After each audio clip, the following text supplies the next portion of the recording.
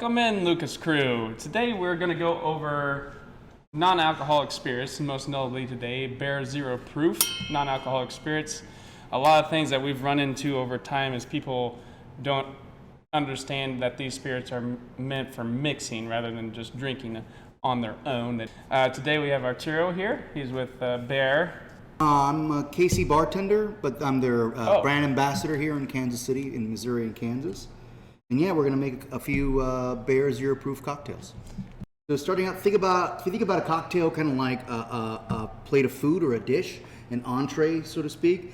If your spirit, your whiskey, your tequila, your gin is kind of like your protein, your beef, your pork, your chicken, then an NA spirit is kind of like your vegetarian version. It's your tofu, your tempeh, your soy-based product, your Impossible Burger.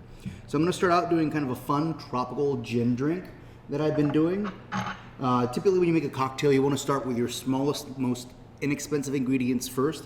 And that way, if you mess something up and you have to start over, whatever you're dumping is all the less expensive stuff. You're not getting rid of that 2 ounces of really nice whiskey you're making cocktails with.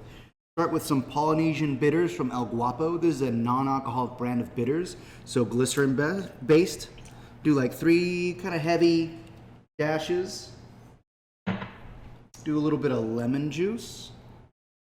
This drink is inspired by a classic tiki drink called a Jungle Bird.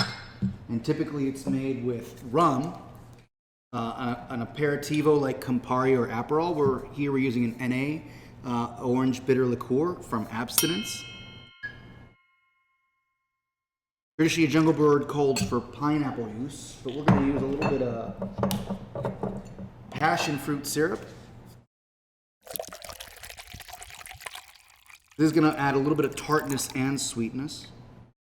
I like the info on doing the small ingredients first. I wouldn't have done that. Yeah, I would have kind made of a like mistake. It's kind of a cocktail bar trick. You know, start with your dashes, your juices, your syrups, the things that if you have to get rid of because you made a mistake, it's not terribly expensive. We're going to do about 1.5 ounces of Bear Zero Proof gin. Now this Zero Proof gin is modeled after a modern style gin, so think your aviation gins, your Hendrix, more botanical forward than juniper. I'm gonna give this a quick taste for sweetness. Little tart, so we're actually gonna add some syrup. It's known as a rich syrup, which means it's 2 parts sugar to 1 part water. Adds sweetness, but a little bit of viscosity as well. So is that similar to like a... So a rich syrup is basically a simple syrup that's richer. So it has more sugar. Typically it's made with raw or demerara sugar. Turbinado sugar as well. We add a little bit of ice and we're gonna shake this up. Typically if your cocktail has citrus juice, you're gonna wanna shake it.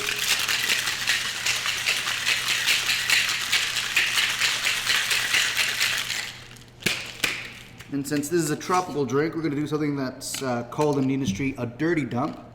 Instead of straining out your ice, you just throw it on in there. I'm going to top it off with a little bit more ice to finish.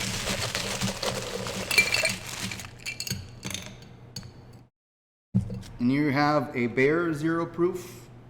Oh, that's beautiful. Calling it Knives Out. Knives Out? Yeah, named after the Ryan Johnson movie. It's a gin drink that subverts your expectations. Cheers. Cheers. Oh yeah, that's nice. Oh, that's very citrusy. Oh, that's good. Yeah, you would have... For a cocktail drink, you had no idea this didn't have any booze in it. Well, that's what the NA spirits add to a non-alcoholic drink. It just doesn't add the flavor and aroma of your spirit. It adds a little bit of the body, the texture, the weight. Yeah. That way you're not just mixing like a fun house-made soda or basically fancy juice. You're actually doing a well-crafted cocktail. This is becoming more of a popular thing. I think it's pretty cool.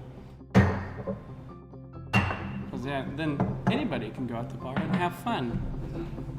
Still feel part of the group.